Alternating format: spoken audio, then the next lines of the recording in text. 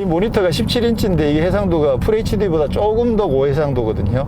이게 가로가 2200 픽셀 정도 되더라고요. 그래 보통 FHD가 1920이잖아요. 그러니까 그거보다 조금 더 고해상도예요. 그러다 보니까 이걸로 이제 뭐 영화나 이런 거 보기도 진짜 좋을 것 같고, 왓챠나 넷플릭스나 이런 거 보면 잠깐씩 쉬고 이럴 때는 진짜 좋을 것 같아요. 이제 많은 분들이 이거 타시면, 아빠들 이거 타시면 집에 도착해가지고 퇴근해가지고 지하주차장에서 차 세워놓고 이제 드라마 보느라고 집에 안 들어가시는 분들 너무 많이 생길 것 같아. 아, 이거는 시동이 어차피 전원이기 때문에 뭐 배기가스도 발생 안 하잖아요. 그러니까 지하주차장에서 그냥 마냥 그냥 뭐 넷플릭스 보느라고 시간을 많이 뺏기시지 않을까, 그런 걱정이 좀 되긴 하네요. 자, 지금 드래그 스트립을 한번 해볼 계획이고요. 그래서 드래그 스트립 모드를 누르니까 현재 지금 컨디셔닝을 맞추고 있는 중이고 2분이 걸린다고 하거든요. 그래서 2분 동안 적당히 주행을 한 다음에 드래그 스트립을 한번 해보도록 하겠습니다. 자, 그러면 드디어 역사적인 급가속을 한번 해보도록 하겠습니다. 와, 체력 2.1초 어떤 느낌일지. 자, 드래그 스트립 모드에서, 지금 드래그 스트립 모드에서 브레이크를 왼발로 밟고 오른쪽으로 엑셀을 끝까지 밟으면 지금 런치 준비 중이거든요. 준비 중인데 치타 자세를, 치타 자세 준비 완료. 하나, 둘, 셋. 오! 우와! 으악! 하나, 둘, 셋. 오! 우와! 으악!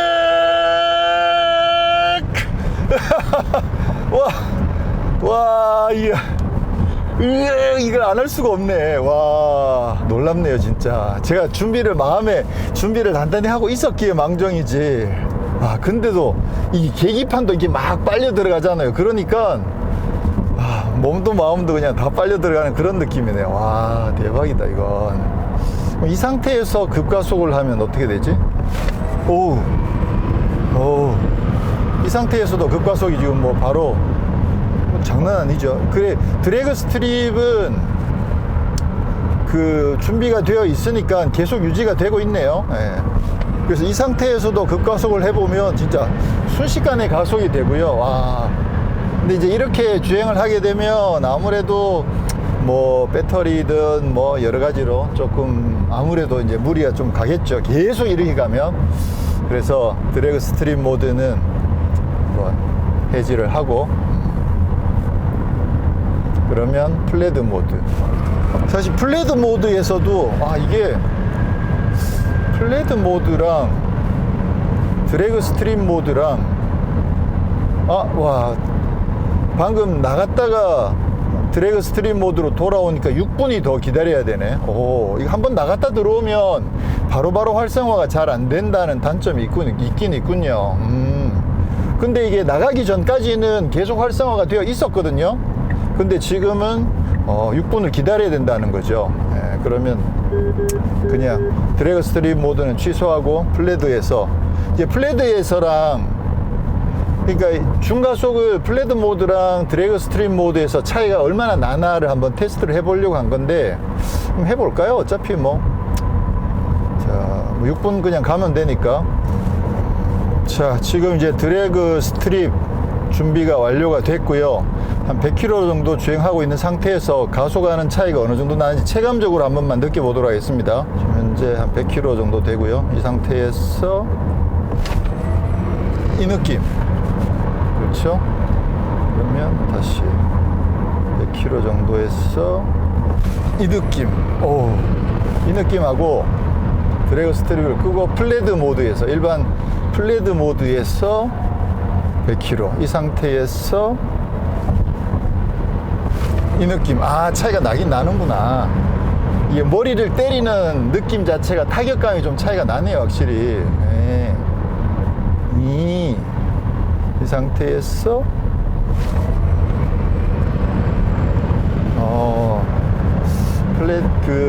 플랫 모드하고 드래그 스트립 모드에서 확실히 좀 차이가 나긴 합니다. 드래그 스트립 모드 어마어마하긴 하네요. 다시 눌러보면 드래그 스트립 모드를 준비하는데 또 8분이 걸리네. 야, 드래그 스트립 모드를 준비하는데 시간이 꽤 오래 걸리긴 해요. 근데 뭐 플레드 모드만 하더라도 이것만 하더라도 많은 사람들을 깜짝 놀래킬 수 있을 정도로 강력하긴 하거든요. 네. 근데 이제 드래그 스트림 모드가 아니면 런치 컨트롤을 제대로 쓸 수 없으니까 그게 이제 드래그 스트림 모드는 런치 컨트롤용으로 또 되게 중요하긴 하죠. 그리고 이제 이거 같은 경우에 런치 컨트롤을 쓸 때 브레이크를 밟고 엑셀을 같이 밟으면 치타 자세를 만들거든요. 치타 자세를 만드는 게 일반적인 런치 컨트롤이랑 좀 달라요. 그래서 치타 자세는 여기에서밖에 없었거든요.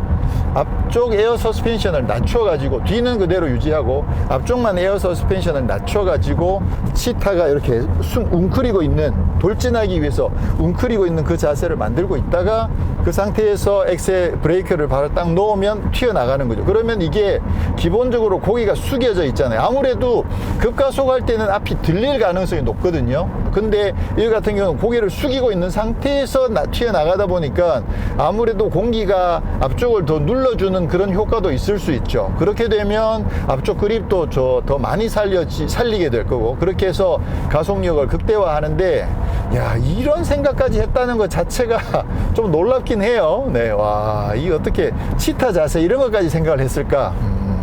정말 멋지네요. 그거 보면 그 미국의 드래그 머신들 보면 이렇게 되어 있잖아요. 뒤는 높고 앞은 낮게 이렇게 되어 있는 드래그 머신들 많이 보셨을 거예요. 아마 빵 출발하는, 그렇게 출발해도 앞이 막 들리기도 하거든요. 이제 그런 걸 감안했을 때 이 차는 치타 자세를 통해서 그 모습을 만들어 주는 거죠. 와, 놀랍다 진짜.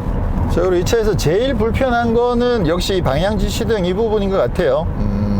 좀 적응이 잘 안 되죠. 차라리 오른쪽 왼쪽에 있으면 그래도 좀 낫기도 할 것 같고, 지금 요것도 사실은 가운데 혹이 있거든요. 혹이 있어 가지고 손을 얹고 있다가 이게 여기에 혹이 걸리니까 윗부분을 누를 거냐 아니면 아랫부분을 누를 거냐에 따라서 오른쪽 왼쪽이 나눠지니까 나름 요것도 익숙해지면 이렇게 쓸 수 있을 것 같긴 해요. 예. 그렇긴 한데 그럼에도 불구하고 여전히 좀 불편하긴 하죠. 차라리 그 바이크에는 보면 오른쪽 왼쪽으로 이렇게 후크를 밀게 되어 있잖아요. 그런 방식 정도라도 괜찮을 텐데 요거는 뭐 익숙해지면 편하게 쓰긴 하겠지만 그래도 좀 고민을 해볼 필요도 있지 않을까 이런 생각을 합니다. 그리고 헤드라이트 같은 경우에는 오토 하이빔이 있거든요. 그래서 상향등을 켜고 가다가 전방에 차가 나타나면 하향등으로 내려주는 오토 하이빔이 있는데 이게 굉장히 앞선 기술을 갖고 있긴 하지만 그럼에도 불구하고 매트릭스 헤드램프는 적용이 안 돼 있습니다. 그런 부분들은 뭐 모르겠어요. 이 테슬라가 그냥 자존심을 세워서 다른 데 걸 안 사다 쓰는 건지 아니면 뭐 어떤 이유에서인지 모르겠지만 어쨌거나 모델 S의 매트릭스 헤드램프는 적용되어 있지 않다. 헤드업 디스플레이도 없습니다. 말씀드렸듯이 이쪽에 뚫려 있으니까 이것만 가지고도 정보를 사실 많이 확인할 수 있어서 좋긴 한데 그래도 저는 개인적으로는 헤드업 디스플레이를 또 선호하거든요.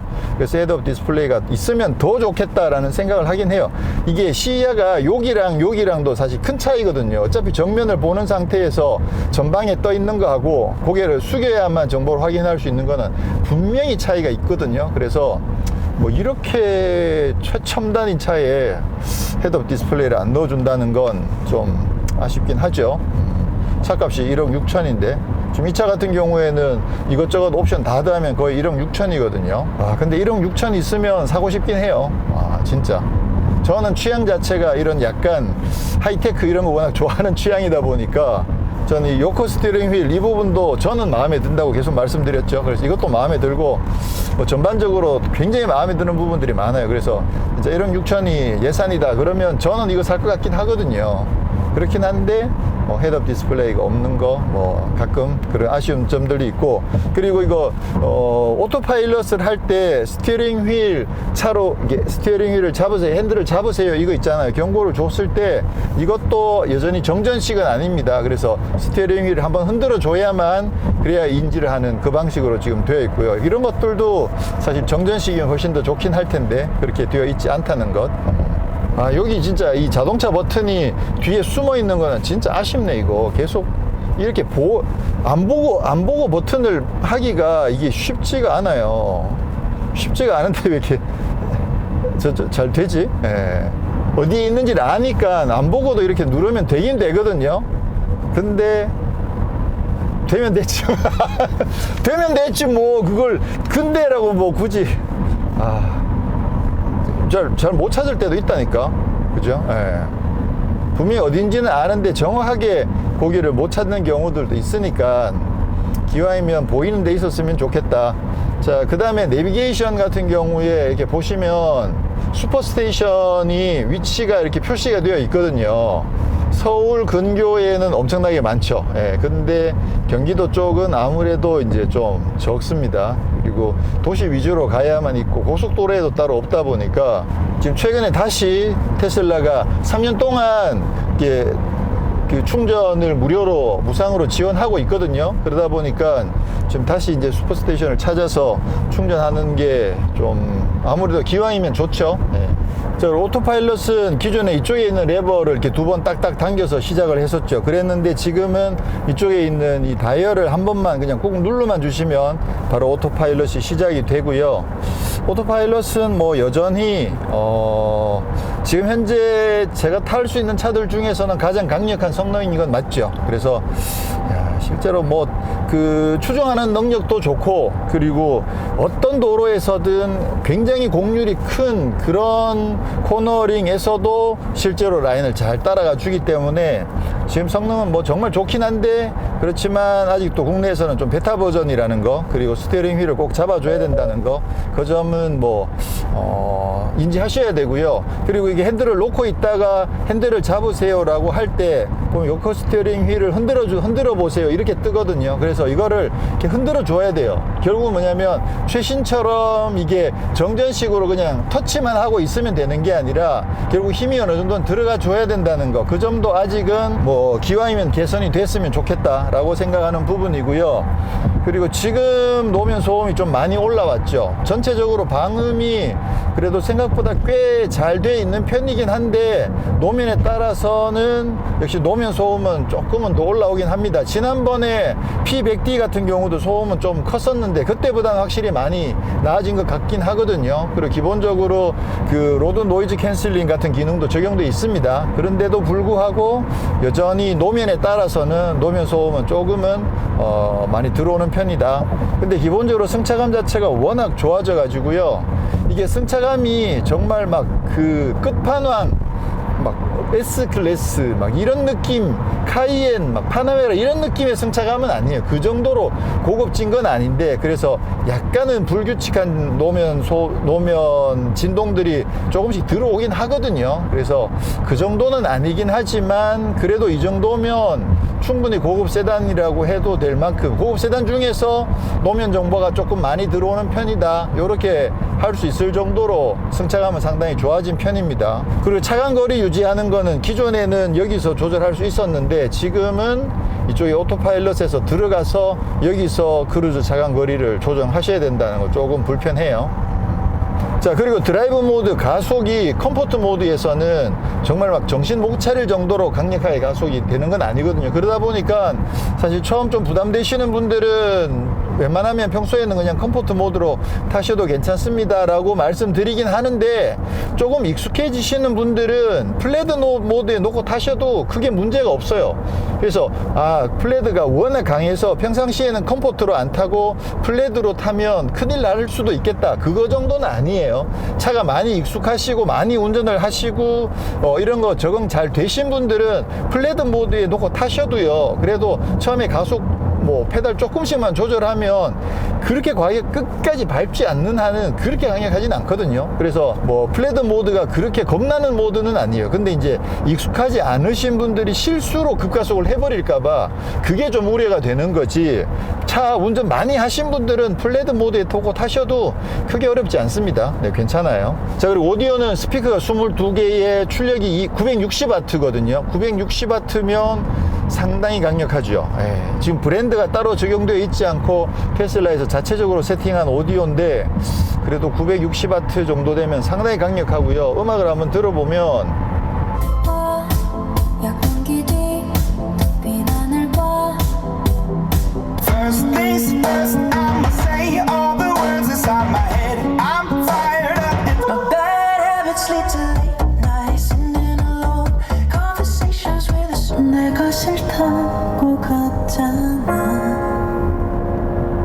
지금 오디오는 엄청 좋긴 해요. 엄청 좋긴 한데 이게 볼륨을 이게 물리 올릴 수 있는 게 레벨이 총 11까지 있거든요. 근데 9, 10 정도까지 올려도 음들을 다 정확하게 잘 살려주고 있고 11 가면 좀 많이 뭉개지긴 하는, 살짝 많이는 아니고 조금 일부 뭉개지긴 하는데 그래도 10까지는 잘 버티고요. 출력이 960W이기 때문에 출력도 이 정도면 상당히 세고요. 타격감도 이 정도면 상당히 강력하긴 하거든요. 그래서 굉장히 좋아요. 근데 이제 굳이 평가를 하자면 이제 결국은 적수가 될 만한 게 이제 BMW나 렉시콘이나 뭐 이런 것들이랑 비교를 해봤을 때 렉시콘보다는 음이 좀 더 고급진 느낌이 좀 나고요. BMW보다는 조금 떨어져요. BMW보다는 음의 변별력도 조금 떨어지고 그리고 드럼 기준으로 봤을 때 타격감도 조금 떨어지고 그러니까 거의 맥스에 가깝게 올려 한 90%까지 볼륨을 올렸을 때 타격감 자체가 BMW가 60 클러스터나 90 클러스터에 있는 BMW가 출력이 더 높거든요. 1000W가 넘어가기 때문에 BMW를 960W로 세팅했을 때 했다고 하면 가정해 봤을 때 그거보다도 그래도 조금은 아쉬운 정도 거의 뭐 꽤 많이 좋긴 해요. 그 정도로 사실 좋죠. BMW가 거의 최고라고 말씀드렸기 때문에 거의 근접할 정도로 오디오는 상당히 좋은 편이어 가지고요. 이것도 지금 뭐 갤럭시 블루투스 말고 다른 아이폰이나 이런 것들을 연결해서 좀 다른 음원을 가지고 만약에 재생을 하면 그러면 조금 더 나아지긴 할 거예요. 분명히 그렇게 봤을 때 이 정도면 뭐 상당히 좋네요. 굉장히 괜찮습니다. 저도 이 정도면 뭐 충분히 만족하고 탈 수 있을 만큼 오디오도 상당히 괜찮습니다. 그리고 계기판 가운데 보면 현재 이 차가 주행하고 있는 차로랑 주변에 어떤 차들이 가고 있는지가 다 표시가 되거든요. 그 얘기는 뭐냐면 이 차들을 다 디텍팅 해가지고 인지를 하고 있는 상황에서 주행을 하고 있다는 뜻이죠. 그렇기 때문에 안심감을 높이는 데 굉장히 도움이 되고요. 지금 이 상태에서 방향지 시등을 켜면 지금 자동으로 지금 들어가고 있는 거거든요. 쥐가 차들 도로 주변 환경 확인해서 바로 지금 바꿔주는 거죠. 그리고 이게 보통 다른 뭐 BMW나 아니면 국산 브랜드나 이런 차들에서 방향을 바꿔주는 것보다 굉장히 적극적이에요. 그러니까 여러 번 말씀드렸던 게 그런 차들에서 차로 변경 기능은 내가 그냥 핸들 꺾는 게 귀찮아서 그냥 방향지 시등 켜서 바꿔주는 그 정도만 되는 거고요. 근데 이 차 같은 경우는 이게 방향지 시등을 켜잖아요. 그러면 지가 디텍팅을 하고 있다가 들어가도 되겠다 싶으면 알아서 들어가 줘요. 그리고 차가 지나가게 하는 걸 기다려야 되겠다 싶으면 기다리고 있다가 지나가고 나면 들어가죠. 그것까지 지가 다 해주는 거지. 그러니까 이거 같은 경우는 차로 변경이 굉장히 괜찮다라고 생각해요. 여기서 차로 변경을 해보면 지금 요차 사이에서도 지금 들어오거든요. 물론 간격이 좀 여유가 있긴 합니다만 그래도 굉장히 적극적으로 차로 변경을 해주는 거죠. 이게 돼야만 결국 완벽한 오토파일럿으로 갈 수 있는 거니까 그 정도로 이런 기능들은 뭐 테슬라가 현재로서는 가장 앞섰다 이렇게 볼 수가 있겠죠. 그리고 내비게이션의 목적지가 정해져 있으면 어디 가서 예를 들어서 차선을 바꿔서 도로를 갈아타야 되잖아요. 그럼 그때쯤 되면 차에 알아서 경고가 떠요. 야, 지금 차로 바꿔야 되는데 안 바꿀래? 기다리고 있어. 그래서 방향지 등을 넣기를 기다리고 있는 거거든요. 그래서 방향지 시등 넣어주면 지가 알아서 바꿔주는 거죠. 그런 기능들도 그렇고 일단 뭐 굉장히 앞서 있는 건 사실입니다.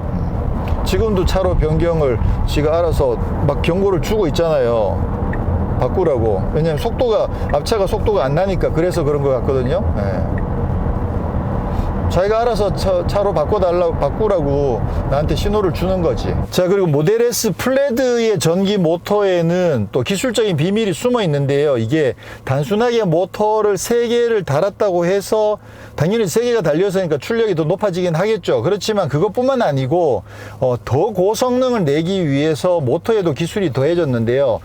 카본 슬립 로터가 전기 모터 속에 포함이 되었습니다. 그러니까 전기 모터 안쪽에 보면 로터가 있죠. 봉이 있고 그 위에 슬리브들이 연결돼 있고 거기에 이제 구리선이 감겨 있거든요. 근데 그 슬리브를 카본으로 교체를 하는 거죠. 그렇게 되면 어떻게 되냐면 이 로터기 때문에 모터 안에서 이게 회전을 하는 거거든요. 근데 그 회전하는 그 전체가 무게가 무거우면 원심력 때문에 회전력 자체가 떨어질 수밖에 없죠. 무게도 있고. 그래서 가벼우면 가벼울수록 훨씬 더 빠르고 경쾌하게 회전을 할 수 있겠죠. 그래서 안쪽에 보통은 저희가 이제 모터를 뜯어보면 어떤 형태로든 이제 철제 금속성으로 되어 있는데 그 슬리브를 카본으로 바꿔가지고 그래서 회전이 훨씬 더 강력하게 고회전을 쉽게 뿜어낼 수 있도록 그렇게 적용을 한 거죠. 그러다 보니까 결국은 제로 102초라는 강력한 성능을 뿜어낼 수 있는 거죠.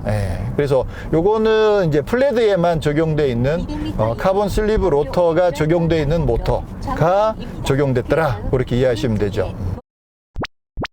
네, 오늘은 이렇게 해서 테슬라 모델 S 플레드를 시승을 했습니다. 와, 정말 꿈에 그리던 플레드를 시승을 했는데요. 진짜 놀랍습니다. 정말로 놀랍습니다.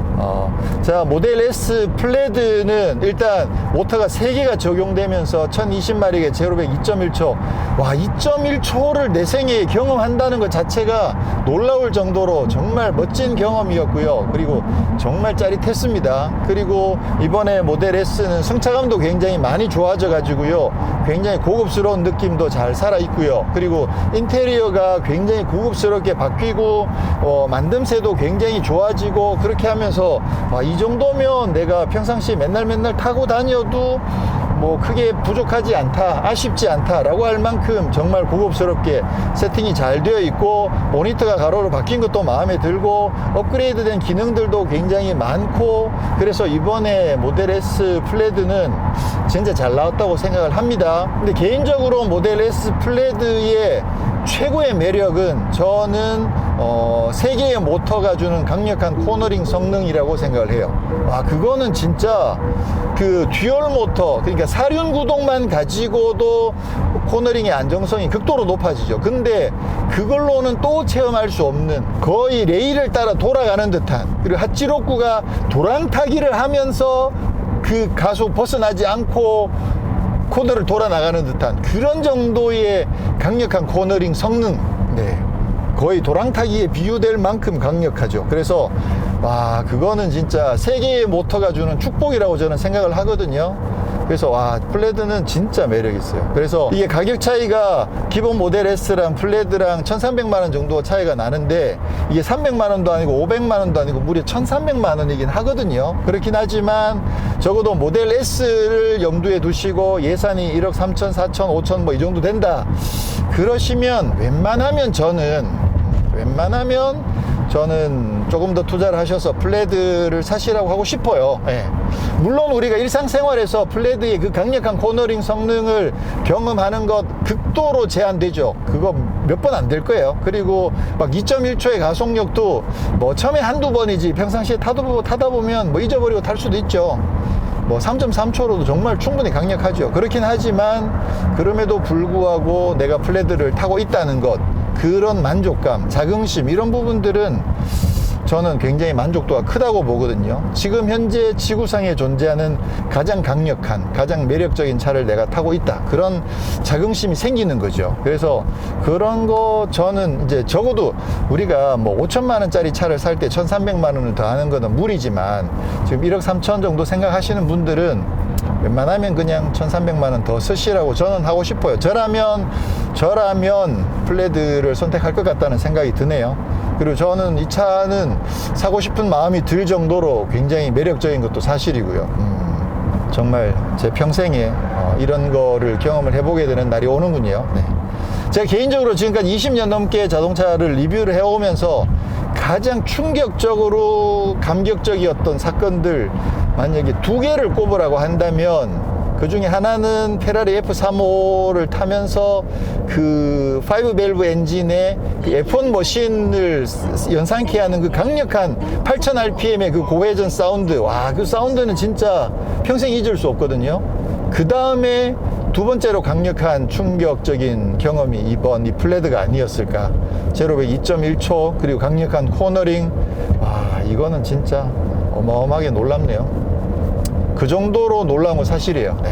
지난번에 페라리 SF90도 정말 놀라웠는데 SF90을 능가하는 그런 정말 강력한 충격적인 경험이었습니다. 와, 놀랍네요. 놀라워. 네. 정말 멋집니다. 네, 전 다음에 또 더 재미있는, 과연 더 재미있는 차가 있을까요? 어쨌거나 네, 다른 모델로 다시 인사드리도록 하겠습니다. 고맙습니다. 네, 지금 충전하러 왔고요. 충전하기를 기다리는 동안 게임을 와, 스카이폴스. 전 사실 게임을 거의 안 해가지고 잘 모르긴 하는데, 아, 이렇게 해야 되는구나. 오우씨.